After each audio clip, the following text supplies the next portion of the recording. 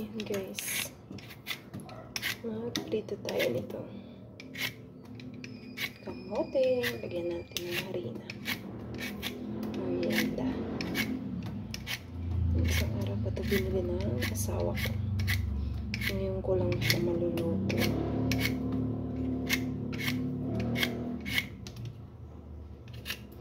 Masarap din sana siyang ilaga lang. Kaso, 3 piraso lang. Kaya, prituhin mo lang natin. Ayan, 3 piraso siya.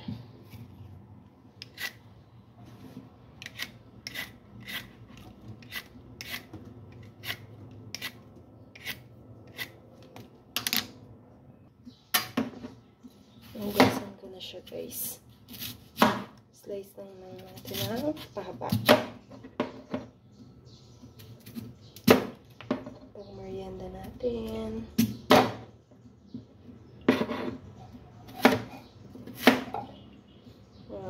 Tawag namin dito sa probinsya namin sa Bicol ay kalingking.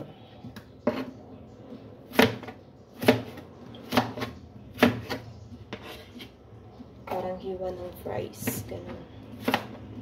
Lagyan siya ng konting salt, konting sugar. Tapos, yun na. Pipito na siya sa mantika.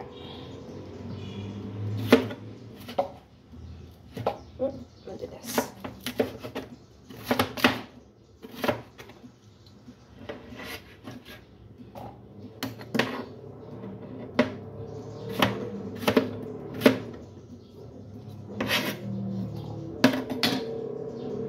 Ito yung ating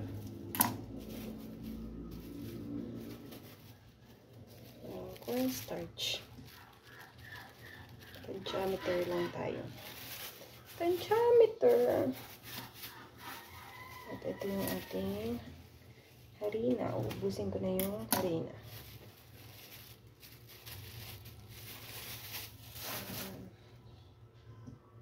Pagkatapos, lagyan natin siya ng asukal. Depende kung gaano ka gusto nyo yung tamis. And then, salt.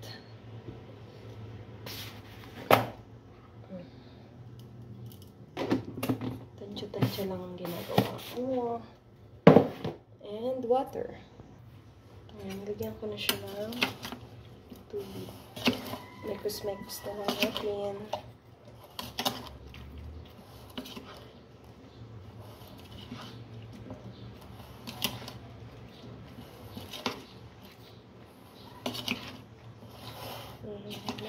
Tapos piprituin na mamaya.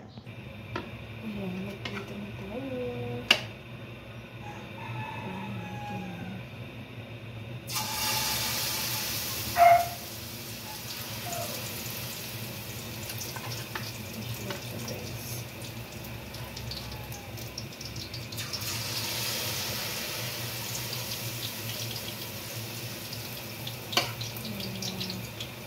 Napalaki ko lang.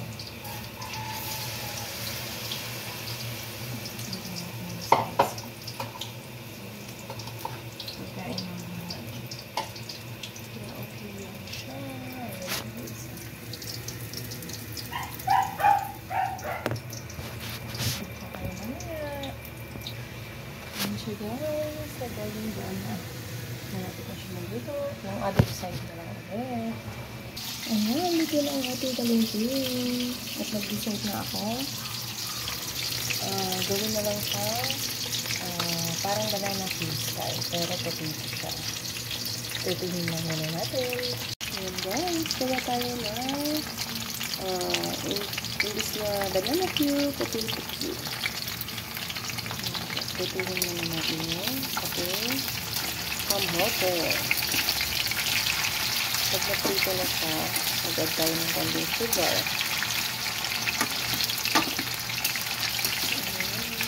Sarap ito. Wala si Eddie na sa kabila. Kaya, tatawagin ko siya namin na para mag-merienda. Pero di nakakabisa, bayanan ko kakain.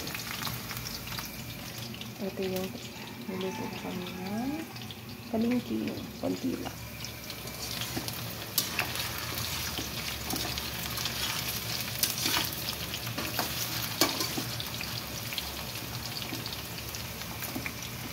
Dito. Excuse me. Biglang inubo. Ayan guys. Nalagyan ko na siya ng konting sugar. Mapus lang natin.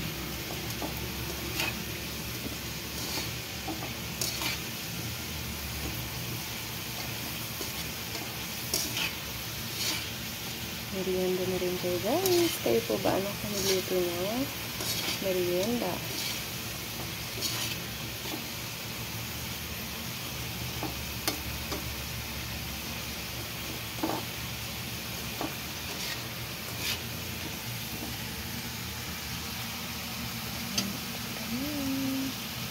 Ayan guys, luto na ang ating potato Q. Ito yung kalingking. Tiniran ko yung aking husband para mamaya. Merienda tayo. Harap.